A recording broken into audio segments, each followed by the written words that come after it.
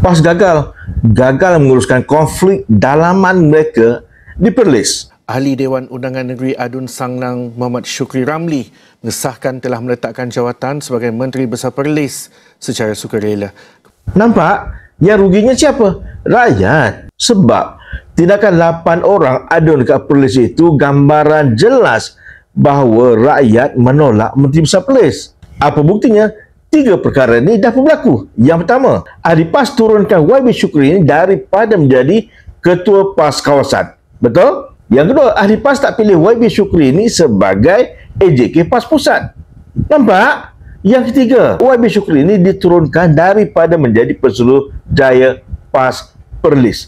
3 signal ini dah pun diberikan oleh ahli PAS kepada pimpinan PAS Pusat bahawa mereka tidak mahu lagi YB Shukri menjadi MB Perlis. Bukan tak mahu jadi ahli PAS, tak mahu YB Shukri. Tapi apa yang dibuat oleh Presiden PAS, dia buat tak tahu. Apa yang dibuat oleh YB Shukri, dia buat tak reti. Akhirnya 8 orang adun menghantar SD kepada Raja Perlis menyatakan mereka menarik sokongan kepada MB Perlis YB Shukri. Nampak? Akhirnya pergolakan ini berterusan. Adakah wajar Presiden PAS menghentikan 3 orang adun ini? Tak wajar. Sebab mereka dah bagi signal awal kepada Presiden PAS, kepada pimpinan PAS. Namun signal awal ini diabaikan oleh Presiden PAS, oleh pimpinan PAS. Walaupun MB Shukri ini sendiri dikaitkan dengan menghina Raja Perlis. Sebab itu saya katakan menghentikan 3 orang adun PAS ini adalah tindakan yang tidak wajar, terburu-buru dan hanya mengikut nafsu semata-mata.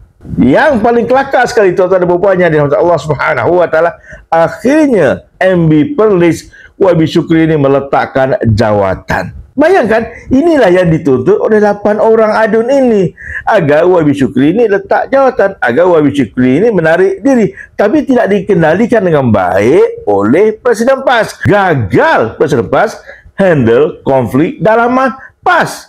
Nampak? Hal Perlis sahaja pun gagal ditangani oleh Presiden PAS, gagal ditangani oleh PAS. Ini kan pula nak handle hal negara, soal negara. Bukti yang sangat jelas bahawa negara akan hancur, Melayu akan rosak, kuasa raja-raja akan terhakis jika PAS kembali dalam kerajaan. Buktinya, adakah speaker merujuk kepada Raja Perlis sebelum berbuat kenyataan? Think about it. Assalamualaikum warahmatullahi wabarakatuh. Nampak?